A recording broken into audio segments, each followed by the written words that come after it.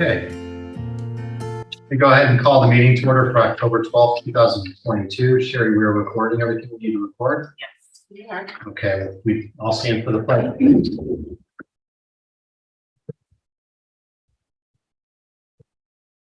I pledge allegiance to the flag of the United States of America and to the republic for which it stands, one nation, under God, indivisible, with liberty and justice for all. Sherry, please call the roll. Mr. Emmerman? Here. Mr. Fitt? Here. Mr. Yankee? Here. Stefanski Vanderhart is absent. Mr. Richmond? Here. Mr. Spencer? Here. Yes. Sherry. Well, Sherry lets in Mr. Pilarski. I'll entertain a motion for the minutes from our last regular council meeting dated September 7th, 2022. I'm sorry. I had one correction from this. Go ahead. Page. Sorry, excuse me.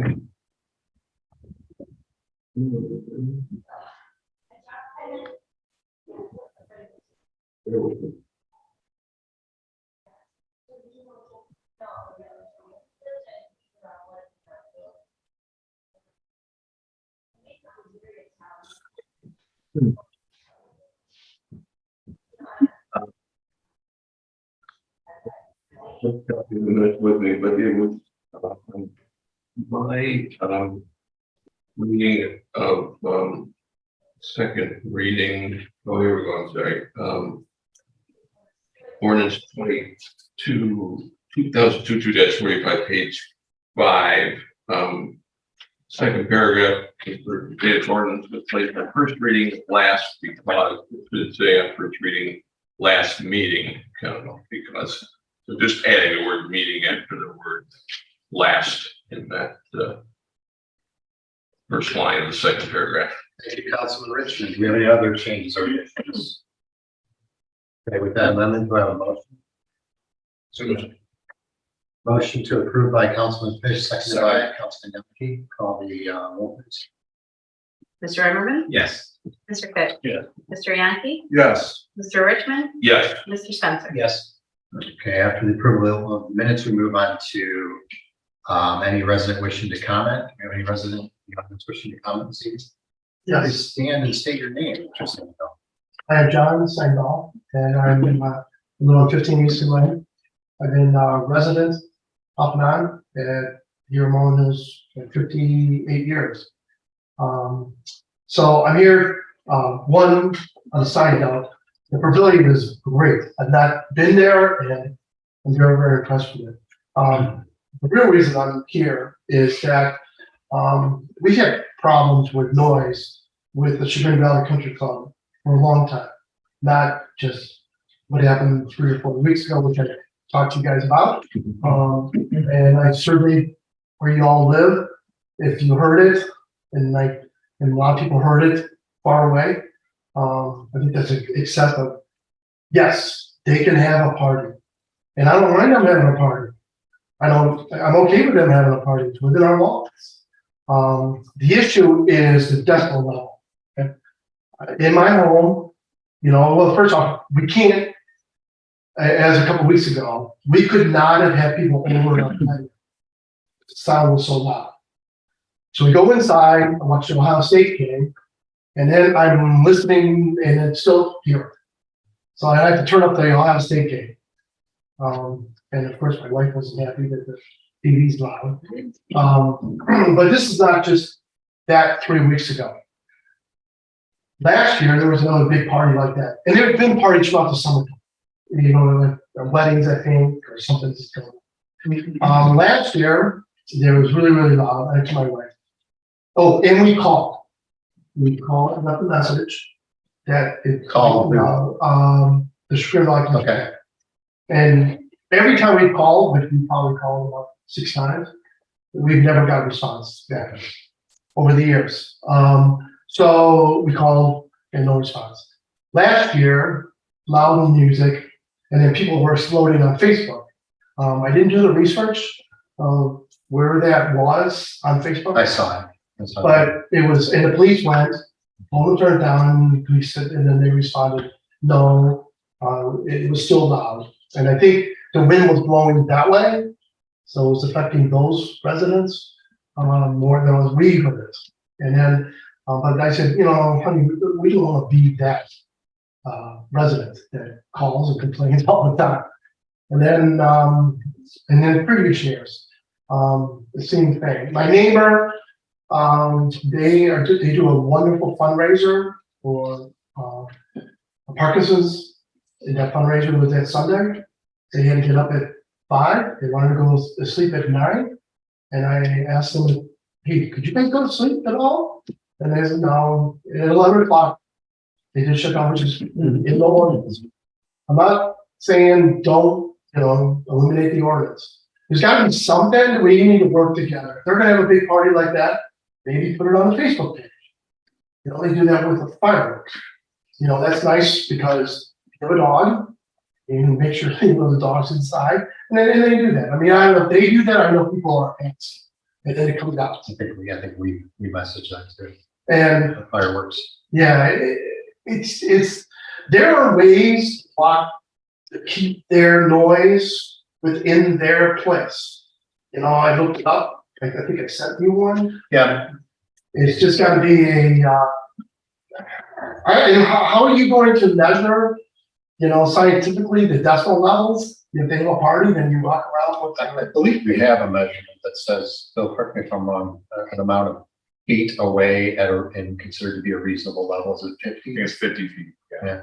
So if I'm 50 feet away, like standing on, they're probably 9th hole there, and I can hear it and it's loud, it's too loud. So certainly if you weren't able to enjoy your patio, I would say it failed that rule.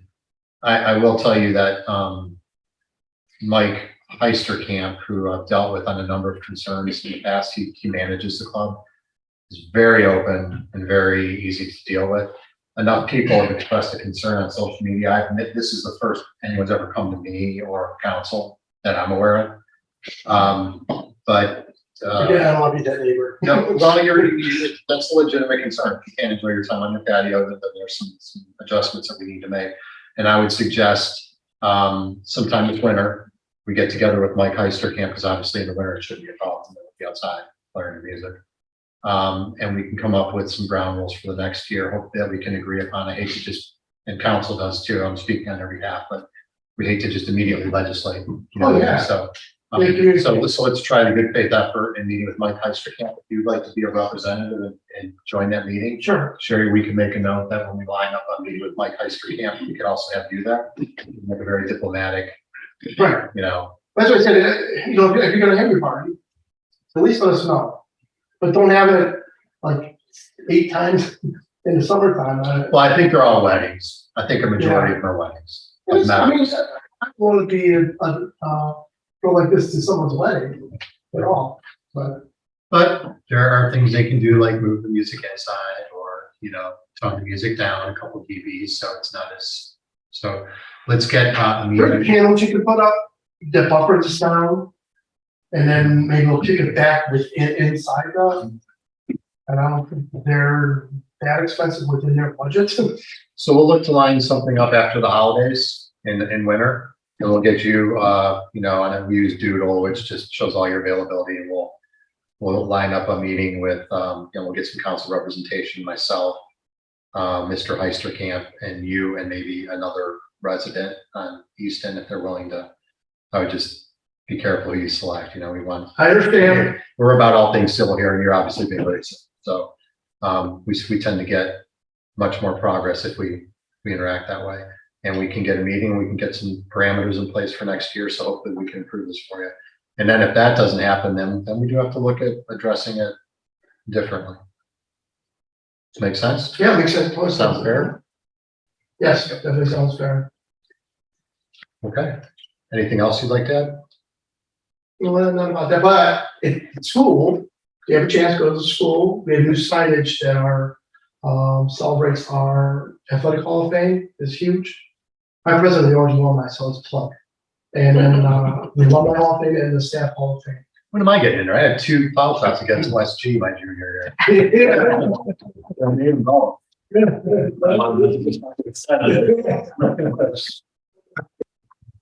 What's it take, John?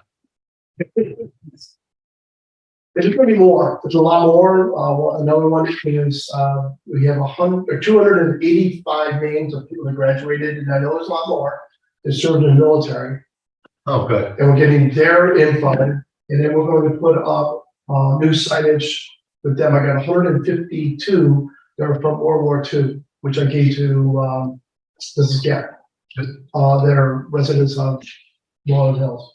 It was a great alumni event. A great event, great planning, great, to mix and see everybody, and a great list of old teachers and staff and other alumni. Thank you. Really nicely put together, yeah. Well, thank you for your comments, John. Will that be it for this evening? That'll be it. Okay, and you're more than welcome to stay for the whole meeting if you want to see how we do business here. It's a fairly short agenda tonight, but we certainly will not be offended if you call today and say you want to go home and eat dinner and be with your Also, we'll leave that one up to you. So thank you for your thoughtful comments and your civility. That brings us to reports and communications. We'll start with me. Some of you are aware we were awarded $250K through District 6 ARPA funding. This was the residual funding left in the districts from the county. This will be utilized on Jackson Road. We continue to formulate plans as best we are able and budget for improvements on Jackson River, which are desperately needed. You're aware of the game plan with hopefully some leftover funding that was budgeted for Sugar Boulevard. We're not expecting a lot of change orders, so that $500K still should be realized. Rashawn has agreed to count that as an addition, not an insertion into our normal road fund. So we're working hard to make sure we can address a couple of our worst roads next year to the best point possible. Up on the screen, a special thanks to Jeff Pilarski and Sugar Valley Engineering. They took and ran with the application process with District 6. And for the second round, there's still 3.1 million left in the District 6 ARPA funding coffers. We're going to apply once again, and Jeff and Sugar Valley Engineering are going to use their invaluable skills to help us with that once again. So Jeff, you want to give us a nod? Thank you very much for all your hard work. We got a hand in that. Department heads are starting to assemble their capital requests for the 2023 budget. I start this a little bit earlier than I think some other mayors have started it, but it gets everybody thinking in line and starting to really put their thinking caps on for essential capital budget items for next year. In terms of our new police chief that will be coming up, everyone in here is aware that Chief Kevin Wyant is retiring on February 28th. Got that right, correct, Chief? Okay. So I recently met personally with the sergeants in person and the executive lieutenant to lay out our internal process that we're going to use that will ultimately appoint our next police chief. We'll basically be following the same procedure that the last administration utilized. And this was with a 4-panel group for the interview process. Before that, they have to submit their certifications, any other information you feel is worthy for our consideration, a cover letter, and a detailed resume, which will be reviewed by everybody on the panel before the interviews. The members will be myself, our prosecutor Santo and Corvaya, Councilman Tom Fish is chair of the Roads and Safety Committee, and Council President Ethan Spencer in his capacity as the president. I believe all that I spoke to each of you, you should be aware of that. So yes. Hopefully I didn't just surprise you. We hope to have the interview scheduled in early November. I met with the sergeants and lieutenant last week with the chief, and we gave them the paperwork required to submit their intention to either apply for the chief's position or to decline that application process. Those are slowly rolling in. And after the 14th, which is the deadline, we'll start moving on logistics and getting the interviews lined up, and we'll keep you abreast along the way and let you know how that's going. Moving way forward, the new police chief will be sworn in at midnight on March 1st, and then we'll have a more formal ceremony at our March council meeting, because this is certainly going to be a big, a village our size, this is going to be a big deal to have a new police chief after experiencing a long-serving chief who we've greatly valued. Speaking of meetings, Under the topic of meeting efficiency, literally a handful, maybe even a little more than that, of individuals have approached me regarding the efficiency of our committee of the whole and council meetings. So this is a friendly reminder. Council members receive packets and should have read through all the legislation prior to the actual meetings, and I think we're all doing a good job with that. The same goes for committee minutes, which are distributed in theory most of the time before the council meeting. Do not misunderstand my comments to suggest I'm attempting to stifle communications among members of council.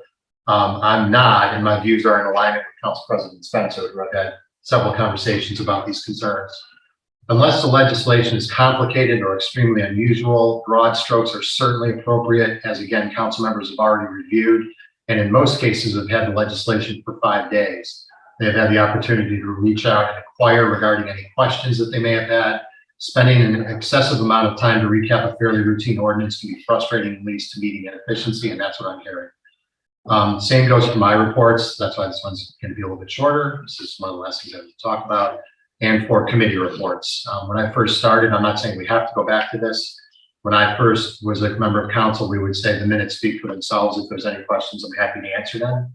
And everyone had read through the minutes and everything was fairly straightforward. And if there was a question or two, we went on. I'm not saying that this is a legislative body makes their own decisions. I'm telling you that's the way we used to do it. Just so food for thought when you're considering giving your committee reports. So ultimately, I'm asking that we work together to keep our meetings flowing without unnecessary lengthy introductions and minutia that has already been reviewed before the actual meetings. And I hope all of us, including myself, those giving committee reports and those introducing legislation can come to an agreement and work just a little bit harder on it. I use the adage in the firehouse that I brought up with you before. If one person says it, you register it in your mind. 2 people say it, you raise your brow and you think about it a little bit harder. If a handful or more people have come to you with that concern, there's an issue. And that means that we need to think about addressing it. Moving on, our security system of 29 cameras is installed. Essentially, I think we're waiting on a few more cameras. I think so. Yeah, 2 more out of the 29, and all the programming to take place. So I've met with the chief and executive lieutenant. We are going to have policies and procedures in place. Those cameras that will be hot, meaning that the recording audio will be very few, and those areas will be labeled. So we're going to do everything we need to do to message all the employees and have visuals on campus for visitors when they know they're in an area like the vestibule of the building department where people pay to have special pickups, and people have come and gotten violent before. I guess an area like that is an example of something that will be liked. But we'll have all that information. We'll be very transparent about it, and you'll have all that coming. With that, if there aren't any questions for me, I'm going to move on to department heads. Does anyone have a question or a comment for me? One quick question here. Are we streaming? We are recording and then showing the next day. Thank you. And we're going to talk about, once we get all this tweaked and working real well, I think we did some tests since last council meeting where we use this technology. And I think we've improved a few of the laptops that weren't performing well went to IT. So I think hopefully, don't embarrass me, guys. Hopefully, we're all set up and we're going to be much more clearly. And then I think when we get to that point, I think we'll talk more about that. Thanks, man. So with that, we'll start with Police Chief Kevin Bryant and ask for his update. And then Chief, as we discussed, we are going to ask you to stick by for our legislation, just in case anyone has any further questions about the motorcycle. So with that, we'll turn it over to you. All right, thank you, Mayor. Yes, as you're aware, there are a couple items on the agenda this evening for the department. Aside from that, I just thought I would mention, I had a brief discussion with Prashant today, but I'm looking at finally in the near future getting reimbursement from our COVID grant once I make a couple adjustments and submit to the state. And also we're looking at getting some grant money from the state regarding our ballistic vest, which there's a 75%. They pay 75% and the village matches 25%. So that's in the work as far as what's not on the agenda this evening. And I will remain as you request for any questions later. That's all I have, Mayor. Thank you, Chief. Any questions for the chief? Okay, next up is Service Director Ted DeWater. Ted? Just to let everybody know, we have 3/4 of our snowplow equipment ready for the season. We're ready to go. We're working on our budget, as the mayor said. Couple other things we're working on are some vendor contracts with employee uniforms are under review. And things are going smooth. We have some asphalt patching that we still have to wrap up. And once that's done, we'll be rounding up things and going into winter mode. That's it. Winter mode, 2 words I do not like to hear, but thank you for bringing that up. Any questions for Mr. DeWater? Okay, Ted, thank you. Next, we're going to go to our village engineer, Jeff Pilarski. Thanks, Mayor. Just a couple of things. The Chagrin Boulevard resurfacing project's moving along pretty well. We should be finishing before the November 12th completion date. I think we should beat that. Hopefully the rain doesn't move in and stay in, and we should be okay. The mayor mentioned our funding for the Jackson Road project that we were successful at getting. That's great for the village because we've been trying to get funding for that road for many, many years. We were notified today there is a meeting with county council next Wednesday for a short presentation, so I'll be going down there for that. And Jeff, let me interrupt you briefly. Do you want me to go with you to that meeting? Is that why I got that, or were you just alerting me to? if you're available, typically, no more than 2 representatives should come from any community.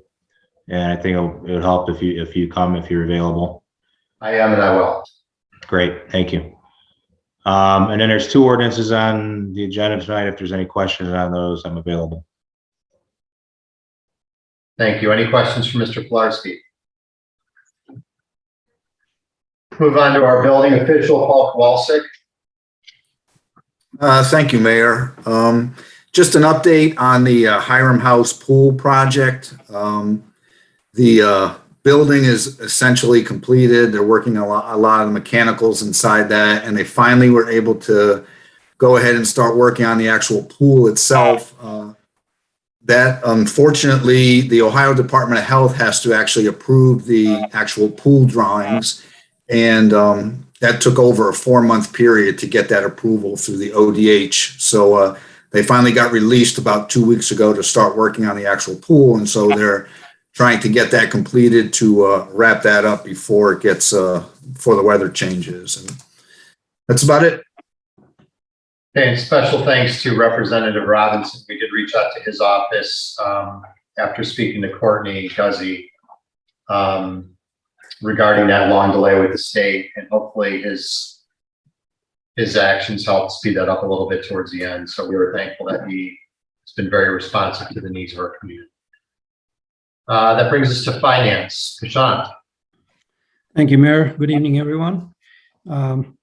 Not much to report tonight. Just a quick update on income tax collections. We are up approximately 9% compared to last year.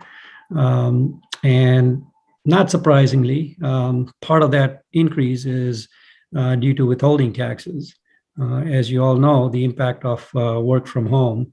There are obviously a few residents who are working from home, and their employers are withholding for Moreland Hills as opposed to wherever their office may be located. So that does, obviously speak in our favor. We'll watch it through the end of the year. Again, a lot to shake out with that. I know there was a court decision recently in the city of Cleveland where they talked about offering the refunds from 2020 for somebody who was working outside of the community. So again, like I said, it's a complex situation, a lot to come, and I think it's going to take at least a whole year to figure out what the actual impact is going to be. That's it for now. Thank you, Prashant. Any questions for Prashant? Okay, at this point, we're going to excuse all the department heads with the exception of Police Chief Kevin Wyatt, who is having to stay after school today. But everybody else, please enjoy your evening, and thank you for checking in with us. We appreciate your time.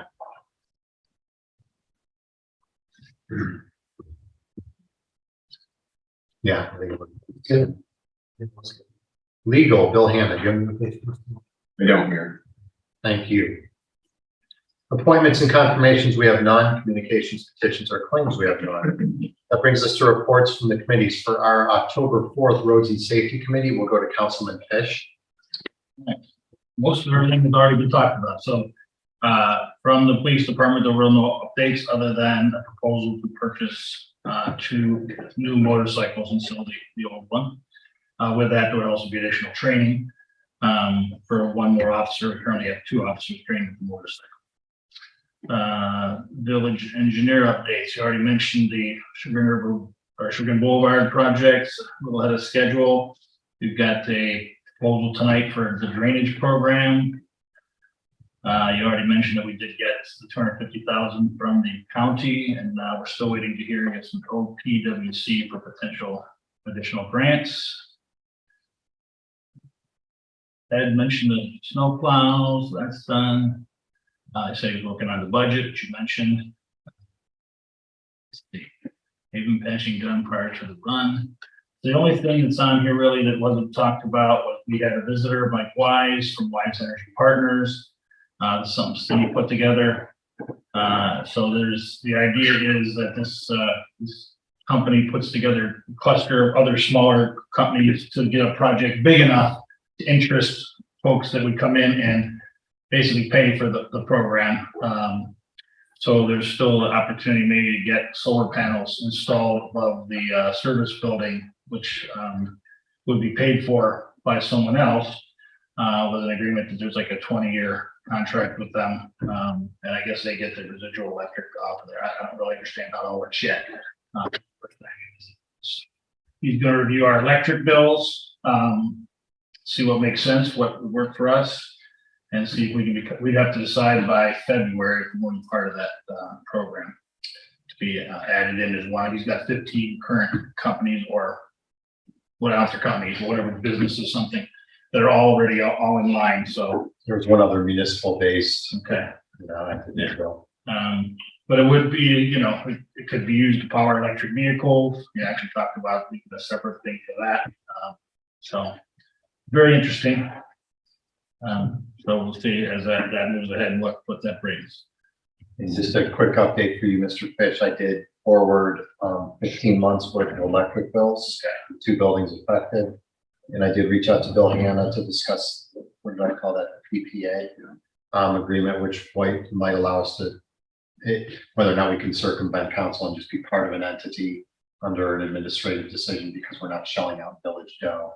So we're looking in, we're staying ahead of it and making sure when we're ready to make a decision, we have all the answers. Thanks, Steve, for setting that up. Interesting. If I could interject one second, Mr. Fish and Mayor, and if this works out timing wise and okay with Council President Spencer's agenda, I would suggest that we see if Mr. Wise is available, either person or by phone, that go over at the next council committee of the whole, basically for all of council what was discussed in the road and safety meeting, and then we could also get updates from his end, from Mr. Hanna's end, and from kind of everybody's end, just to kind of move it forward as much as we can. I don't think that's a bad idea, Steve. I would suggest though it might be a better idea once he's got our numbers. Right. So he might not have those by next month. So, I think as soon as he's ready, I'll be open to do. Yeah, if it's okay with everybody, I'll ask him if he might be, and if he would be, I'll check his availability. If he thinks he'll have that by then. Great. Thank you. Thank you. Just a question, Tom, I know we brought up, is this really a roads and safety project or is this a facilities? I don't really have a strong view, but I don't know if facilities is being discussed in the facilities meetings as well. And are we being redundant or not, or are we okay? I think if they're coming to us as a whole, but I mean, I think my thought went right to what's our liability if we put this on our roof and we need to replace our roof, there's damage to our roof. If we damage or somebody damages or a tree damages the solar panels. But I think as long as he comes here and presents to us as a whole, I don't think it needs to be again through another committee. Yeah, and Okay, I just wanted to raise it because it was brought up and I did it. it's a very good question, and I hope you don't feel omitted on that. It just, Steve, we started his green initiative in road and safety in the morning, and that was something that was born out of it. You know, we were talking about vehicles and that. So I appreciate your willingness to let it stay that way as long as we're being updated and as a whole entity and committee of the whole. It sounds like you're agreeing to that. Yeah, and I think it'd be nice if Mike Weiss is willing to come and answer. I mean, I'm sure Bill, you're going to be asking these questions anyways, but that's where I would go. Is, I mean, essentially it's going to be attached to our infrastructure, and so just want to make sure that everything's all. Yeah, we'll have to make sure we dot all the i's and cross all the t's. So the good ones. That brings us to our October 4th facilities meeting with Councilman Emmerman. So we had a resident come and ask a question, which was fantastic. This was in response to the newsletter and the cost of maintaining our sewer system and the effect of flushable wipes on the sewer system. And the resident asked who pays for maintenance and upgrades to the sewer system. The answer is pretty simple in that it's an assessment. In just case anyone asks you guys, it's an assessment on property tax that's collected with the property tax by the county. Only the residents that are connected to the sewer system pay that assessment. There's two. If you remember, there's a maintenance assessment and a capital assessment, and that so folks with septic systems obviously would not be attached to our sewer system, would not be paying that assessment, and that satisfied this resident's curiosity and concern. And then we continue talking about flushable wipes as it being a big issue. We for one of our pump stations, if you remember before for Woodland Glen, we talked about there's power supply issue. We thought there was maybe true, well, there was vegetation in the line. But even once that was addressed, there's still some issue with the power coming on and off. We think it's a loose connection, and CEI, who owns the line, is going to check on that. We think that might have caused some problems. We had to control box a number of months back, just if you hadn't handled like power going off and on frequently. The discharge, yeah. A lot we already just talked about during the mayor's update that I'll pass over. The one other item, I just thought this was interesting. A while back, we retrofitted some of our lighting in the police department and in the service department building with LED lights on what was normally a fixture and ballast for the tube lighting, fluorescent lighting, and that has caused a problem. They don't seem, the retrofits don't seem to work well. They go out and break, and there's also been issues with overheating to the extent that it'll blacken the roof. So the solution is in the next budget, Mr. Dewater and the police department are going to look to replace anything that is a retrofit to LED to actual LED with dedicated LED ballasts, light ballasts. So that was a good thing. And that's it. Thank you, Councilman Emmerman. Any questions for the councilman? Okay, we'll move on to the August 29th BZA Planning Commission meeting. I don't believe there's a BZA, but Councilman Yankee will be taking that. Thank you, Mayor Fritz. You're correct, no BZA. We did have two applications in the Planning Commission. One was from the Western Reserve Land Conservancy for a request to replace their signage down at their headquarters. You might be aware currently they just have a small little sign. They asked for a larger sign. It did conform to size requirements of the village. Real tasteful, a real easy approval. So that should be coming soon. The second application, the marathon on the corner of Miles and 91, is going to be rebranded as an Amico station. And Amico does have some requirements for them to be as part of the rebranding. One was a new canopy. So currently it has, a shingle type canopy. It's going to be replaced with a more modern canopy. There was discussion about, it fitting in with the village character. But at the end, we understand that it should be a little more modern. So there's, and some other changes like with drainage will help a lot. Another, and that was approved. Another item that was brought currently above the garage doors, there is it says Moreland Hills Auto. The sign, Amico suggested replacing it with a big red sign that said service. The applicant wasn't interested in pursuing that, so we removed that from the application. And the third item that Amico required is would be changing the gas price sign. That would require a variance. This was presented to us for consideration, but not for the variance. It would need. It's currently grandfathered, but the signage requirements have changed.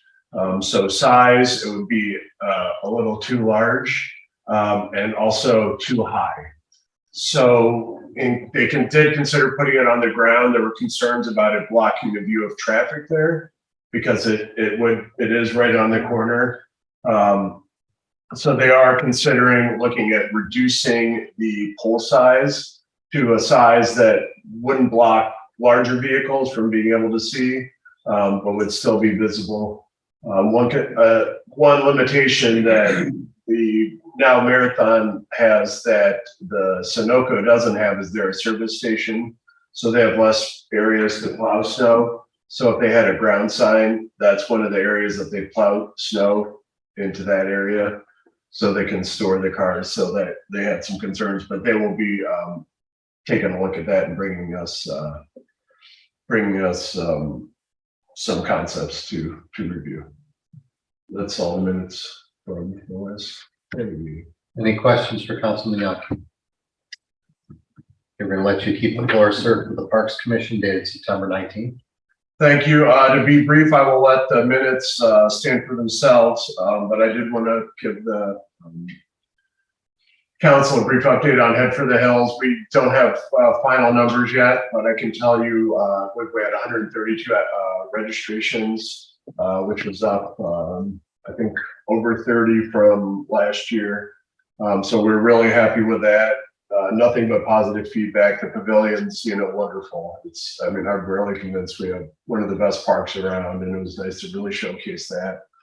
The commission did a great job coordinating everything from t-shirts to we had silent auction to working with the race organizer to get everything done. The hike went well, service department, even with the difficulties with the paving going on Chagrin, that was, well managed. Thank Jeff Larsky for showing up to make sure that the Chagrin Valley Paving had all their equipment out of the way. So yeah, just a great event. I'll have final numbers. Our next meeting is, I believe, the 17th. So I'll have some final numbers hopefully to bring to the group. And the mayor did beat me by 7 seconds. He was 15th overall, and I was 16th overall. So we represented council well, represented the village of the race. Could have been first down the trail. Thank you for pointing out that amazing gap. Very much. Thanks for your help with the Parks Commission as well, and then a ton of people, put forth a lot of effort for that, including the PD. Thanks, Chief. You can mention them anyway. Moving on, any questions for Parks Committee? Moving on, approval of bonds, contracts, and plats. We have none. That brings us to ordinances and resolutions. First ordinance, 2022-59, an ordinance authorizing change order number 1 with the Vallejo Company for the 2022 asphalt program and declaring an emergency. This goes to Councilman Fish. Okay, so the only comment was there was an additional center line, right thing that was needed. for safety reasons. So they had more than they thought, and they added a cost of $2,300. So that's it. So I would, I guess, put a motion to suspend the rules. Second. We have a motion to suspend the rules by Councilman Fish, second by Council President Spencer. Please call the roll. Mr. Emmerman, Yes. Mr. Fish, Yes. Mr. Yankee, Yes. Mr. Richmond, Yes. Mr. Spencer. Yes. All right, and then, it's an ordinance authorizing change order number 1 with the Valatia Company for the 2022 asphalt program declaring an emergency. Move to approve. Okay. So we have, that's your motion to approve, right, Judge? Okay. Your motion to approve by Councilman Fish, seconded by Council President Spencer. Do we have any discussion on this point before we vote? Okay, call the roll, Sherry. Mr. Emmerman, Yes. Mr. Fish, Yes. Mr. Yankee, Yes. Mr. Richmond, Yes. Mr. Spencer. Yes. Good, you're good. Yeah. Ordinance 2022-60, an ordinance authorizing the mayor to enter into a contract with Grade Line Incorporated for the 2022 drainage program, declaring an emergency. This also goes to Council. Okay, so there were bids put out and we received 2. The lower bid was for $112,947. This is a bill for the, I think there are 22 projects listed in the ordinance. So again, I would ask that we suspend the rules. Second. We have a motion to suspend the rules by Councilman Fish, seconded by Councilman Emmerman. Call the roll, please. Mr. Emmerman, Yes. Mr. Fish, Yes. Mr. Yankee, Yes. Mr. Richmond, Yes. Mr. Spencer. Yes. Okay, motion to approve. Nailed it, Tom. I got chill. Speed things up. We have a motion approved by Councilman Fish, seconded by Council President Spencer. Any discussion? Very good. Roll, please. Mr. Emmerman, Yes. Mr. Fish, Yes. Mr. Yankee, Yes. Mr. Richmond, Yes. Mr. Spencer. Yes. Ordinance 2022-61, an ordinance authorizing the establishment of a new fund entitled One Ohio Opioid Settlement Fund to account for the receipt and expenditure of monies received pursuant to the State of Ohio One Ohio Memorandum of Understanding and declaring an emergency. This goes to Councilman Young. Thank you, Mayor Fritz. In 2017, then the line was the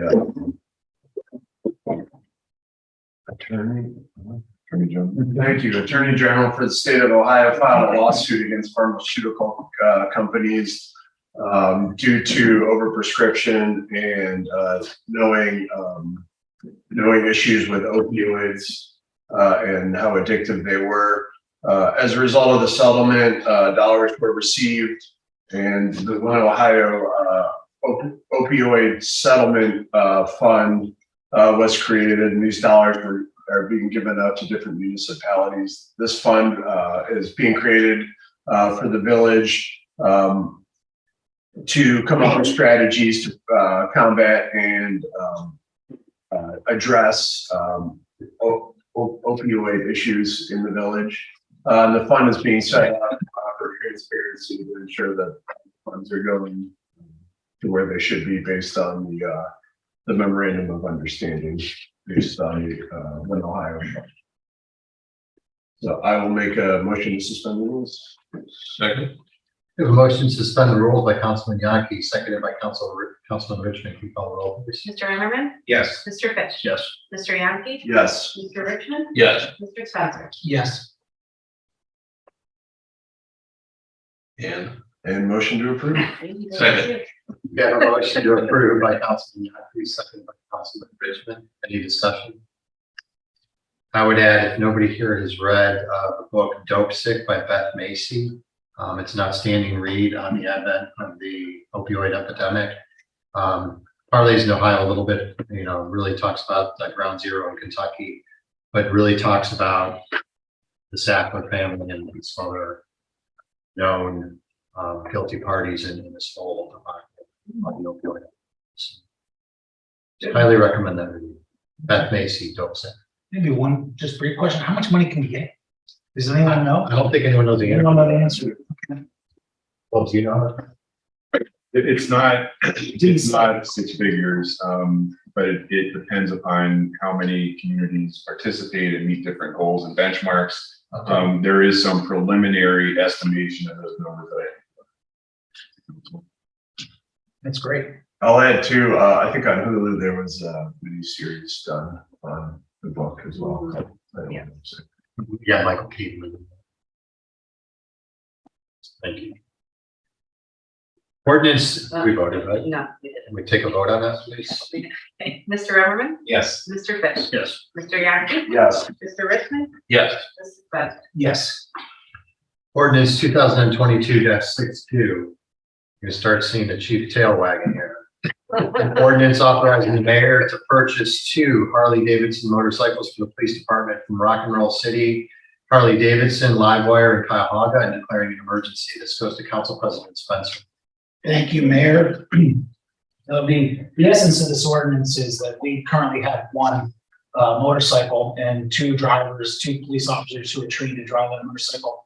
It's been successful in supporting events and community engagement, and just being visible around the community, as well as speed enforcement, which is oftentimes more effective on a motorcycle than patrol cars because they're less obvious.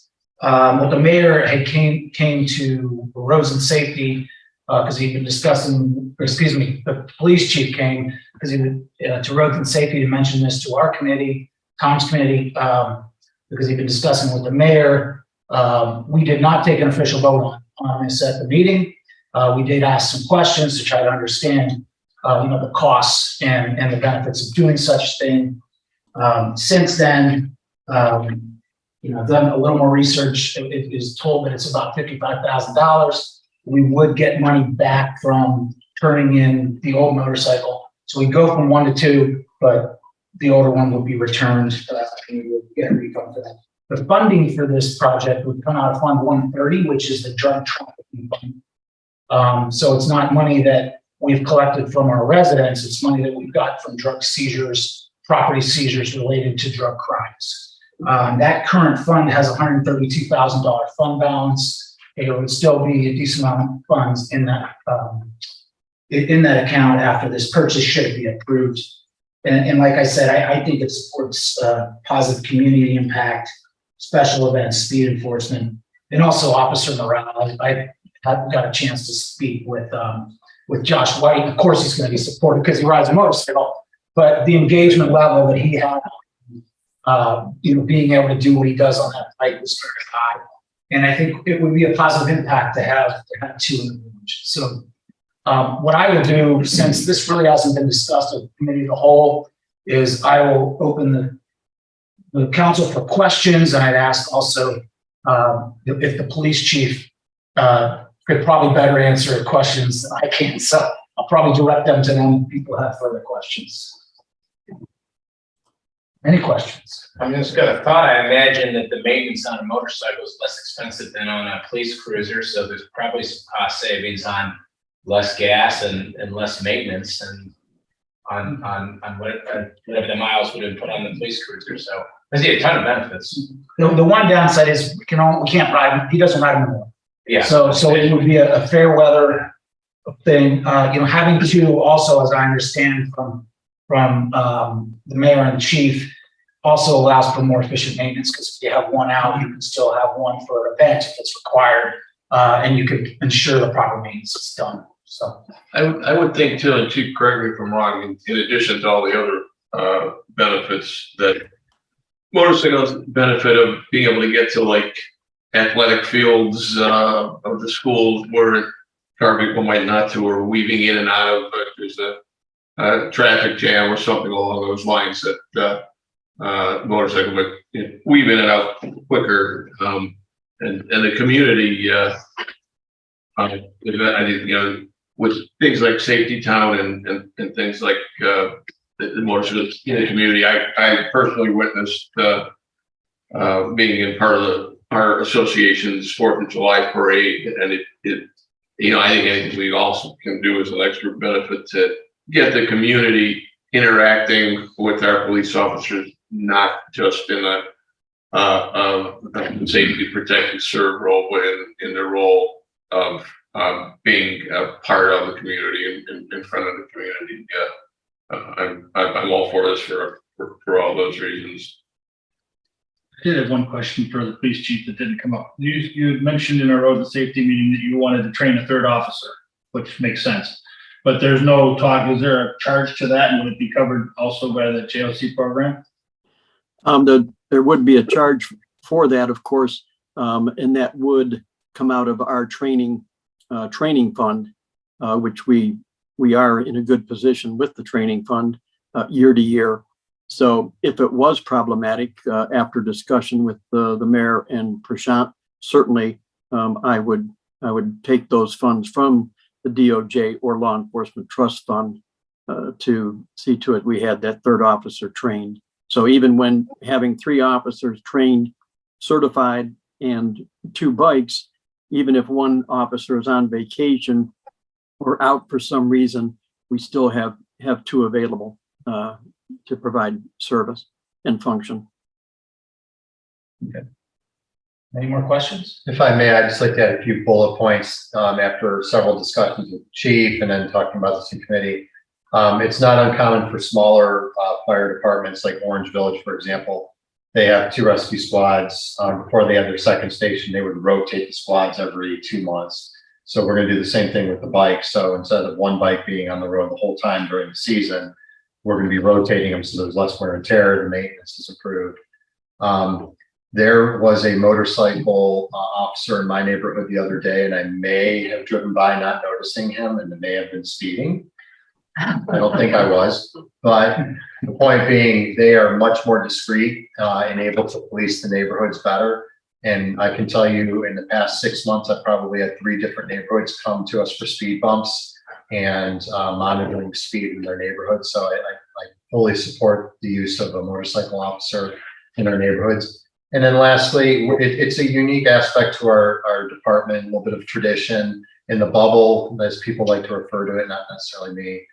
In the bubble, it's unique, and I like the unique factor, and it's a morale booster for several other officers who are going to eventually want to get involved. So it has my full support, and hopefully when we vote here, it'll have yours. Any other questions? I'd just like to add my support of, I second the mayor's comments with, the discreetness of having a motorcycle, especially with our pocket neighborhoods. They're more able to, use a driveway or something to monitor for speed. I know my neighbors on Giles often complain. Maybe not so much recently, but I've pulled out of my driveway and, seen them there. So I know to look for them, but I think especially the landscapers, we've got a lot of construction. I think those are typically who we see speeding, not necessarily the machines in some cases. So they're not necessarily looking for them. So I fully support having 2. Makes sense. Thanks for the comments. I will move to suspend the rules. The motion to suspend the rules by Council President Ethan Spencer, seconded by Councilman Emmerman.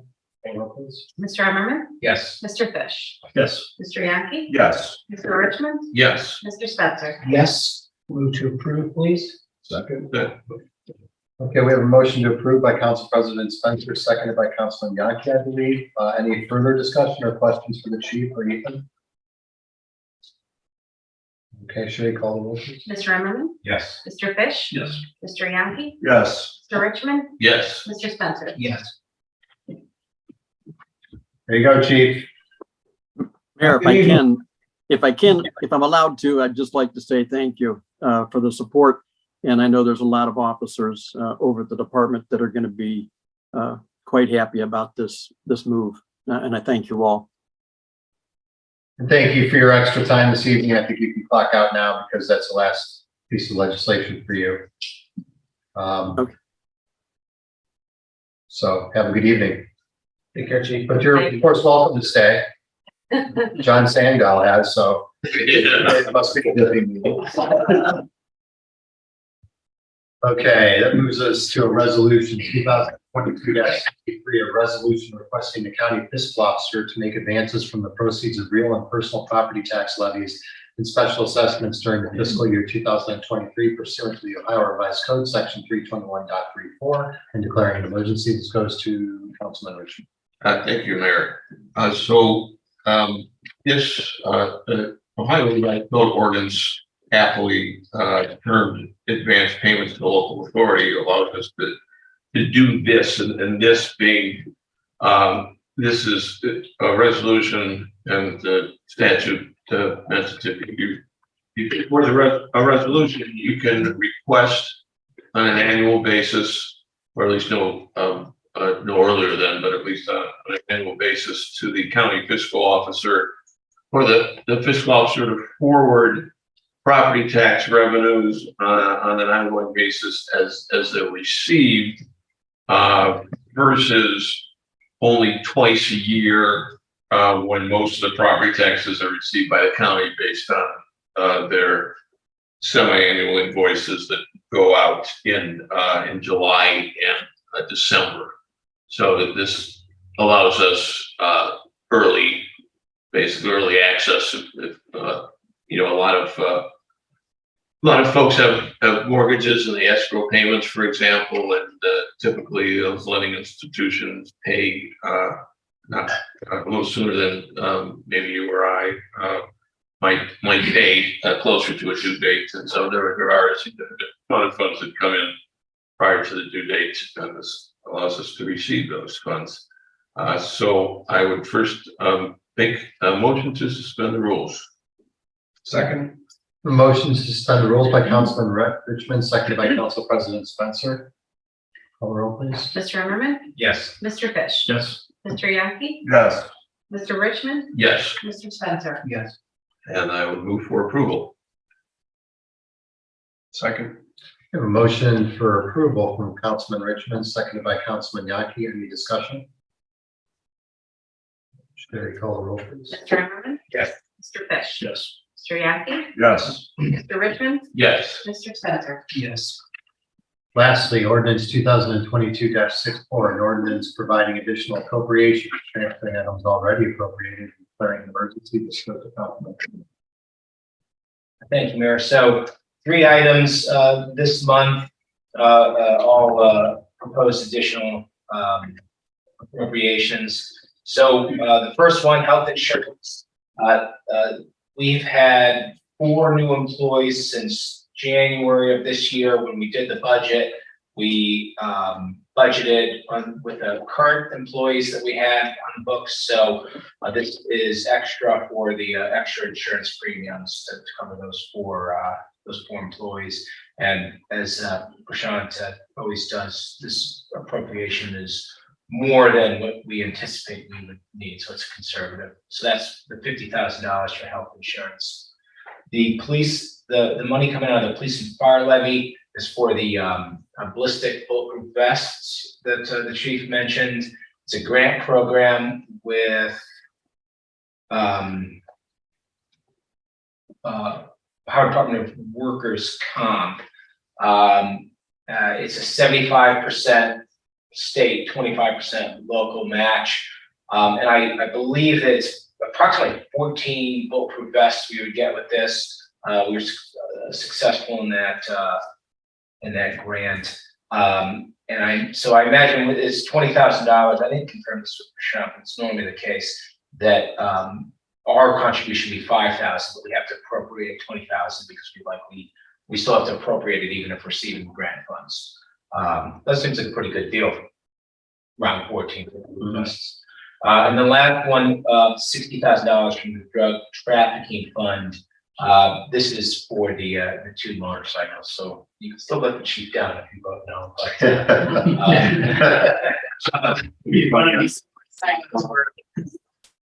Yeah, this is, and as you mentioned, Mr. Spencer, this is funds that come from seizures of property, so the drug policing. So it is not money that's coming from the residents, but money and revenue that police generated themselves through their fine work. So with that, I'll make a motion to suspend the rules. Second. That'll make for very awkward coffee. Yeah. We have a motion to suspend rules by Councilman Norman, second by. Mr. Zimmerman? Yes. Mr. Fish? Yes. Mr. Yankee? Yes. Mr. Richmond? Yes. Mr. Spencer? Yes. Move to approve. Second. Okay, we had a motion to approve by Councilman Emmerman. Steve, I believe Councilman Fish snuck in just before you. So Not a problem. And any further discussion, the transport ordinance? Make sure you call the roll, please. Mr. Zimmerman? Yes. Mr. Fish? Yes. Mr. Yankee? Yes. Mr. Richmond? Yes. Mr. Spencer? Yes. Okay, miscellaneous by members of council. Anyone have anything they'd like to talk about? I do, man. Try to be brief on this one, but I think it's important to bring up. So the notice of proposed amendments to the charter arrived in mailboxes today in most of the village. I've already gotten 2 calls with questions about it. So I just wanted to bring this to council for consideration, maybe that we think about ways we could add some color to why some of these things are on the ballot. And I'll just give you 2 brief examples so you can kind of get what some of the feedback is if you recall, we vetted the process for removal of a road councilman or council person who has either committed a crime or done nefarious things.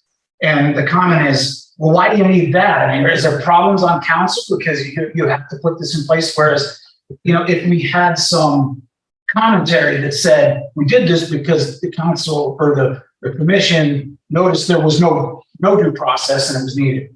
Another example, I'll just give you 2. Another example is 10% of the registered electors in the municipality based upon the total vote cast at the last general election. Like, well, why is that being changed? Well, we're doing it to conform to Ohio State code, so we're consistent.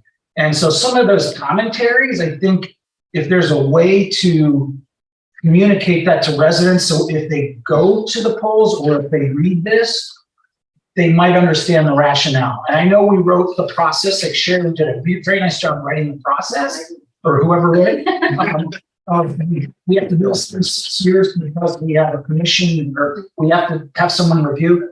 But I just wanted to put that out for thought because I think we all support these and we understand the rationale. If we decide we handle it individually with our own constituents, that's fine too. But what I was thinking about doing potentially was putting something on my Facebook page that just explains a line of commentary around it. Well, why is this one on? Why is that one on?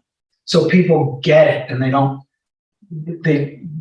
Some people, as you might imagine, think of the worst when they see what changes. Sure. Maybe we could put on the website a capital summary and then have a Dropbox file with the minutes from the commission and the minutes from our. I don't know if this is something that's our role, Mayor, or Bill. But I just feel like some color around these will make people more comfortable. And I just wanted to. It's a fair request. We had a very transparent process of public meetings. We spent over $3,000 to direct mail every elector in the village with a very good explanation of everything. I think if they reach out to you and you answer them. I have one call from Erin Dwight. She has a couple questions. She suggested having a night where things could be explained. You can't do that committee in the whole. We're going to be too close to the election. The election. So, and then I don't feel it would be appropriate for council. It would be the commission that would have that meeting. Okay. And Bertie getting them together with certain cats. Yeah. For the process. So for what it's worth, my 2 cents would be to field the questions, through your social media and any calls you get from your constituents. Bill Hammond, you got it? Yeah, I think what I'm wondering about is trying to figure out the easiest way to put out neutral, complete, correct, and not misleading information. Because that's the standard under Ohio law. I just felt like we needed to I wanted you So what I'm thinking is have a report, I think, I can go back and look at it. But there was a report that we prepared for the Charter Review Commission to council of all of their deliberations and the proposed amendments that emanated from that process. And all but one of those proposed amendments was forwarded by council to the electors then. And so I think that might be a document that you put up on the website and just allow people to look at it so that you're not engaged in advocating for or potentially giving an explanation that somebody feels is misleading in retrospect. Okay. It's good. If you can point back to that document, it might be useful. I like that idea. Okay. Thank you for considering my comments. I think it's a good concern, you know, we want to be try. We spent some money, it's not like we spent money on the goodness of our heart, we were required to do that. To have 3 electors, so a house with 3 electors got 3 separate mailers. But I like the idea of putting that report, because that was a very well written report, I remember. And then we could put it on social media, that it is on our website, we could also put it on social media as a document. And we can get the word out that way. Thank you. Any other members of council?